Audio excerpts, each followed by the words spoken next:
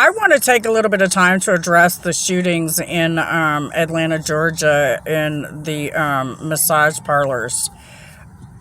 We first of all, we need to pray for the victims and the perpetrator in this situation, including the family members of the victims and the perpetrator, because we have a situation here where these people have been killed, and it was due to this man trying to come out with his sexual addiction.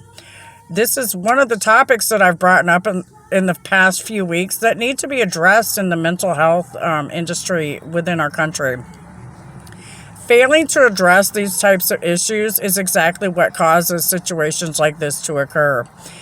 It's time for America to face the fact that sex is an addiction as well.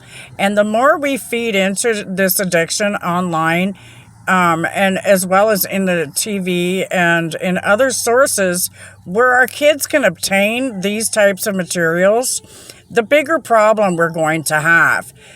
This is why I am so against the LGBTQ coming out publicly and trying to force their sexual issues down America's throats.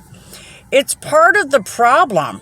And if we don't do something to resolve it soon, it's just going to explode and get worse.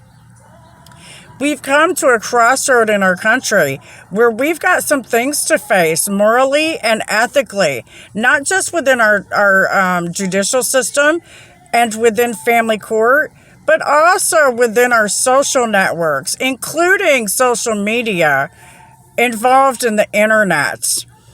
Allowing outside influences that have questionable ethics to penetrate our social network in a way that promotes sex and other addictions.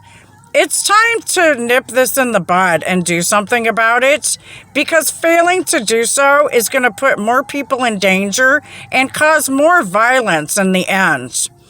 When is enough enough?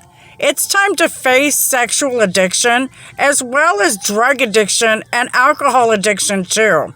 They are all in the same group.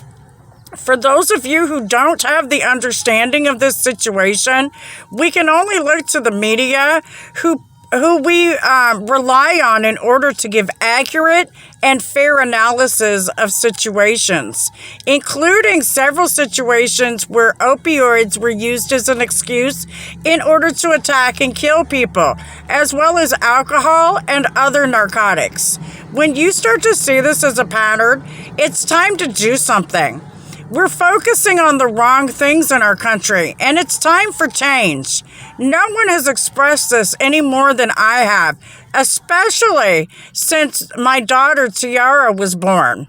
I've taken great efforts and made much sacrifice in order to be an advocate for victims, including victims of sexual assault, which includes sexual addiction. It's time for change in our country. Failing to shed light on truth in the problems within our system only stalls the course of action that's needed in order to address real problems. When is enough going to be enough? It's time to do something. I commend this man because he told the truth. Violence is never the answer when you need help. And when we turn people away who righteously ask for help, such as what happened in my situation, you leave the door open to what happened in cases like this boy in Atlanta, Georgia, who just took a gun and killed people at 3 different massage parlors. This is a problem. Failing to give people help that ask for it, that's a disgrace. When we have people that are suffering in this country who are begging for help, how dare our system ignore them? Where is it going to start for giving these people help? How many more people have to die? How many more children have to be wrongfully removed or taken so that these guys can continue to do the victimizing that they do? With God's love, it's time for real change. God bless America. Have a blessed day. And back the Blair.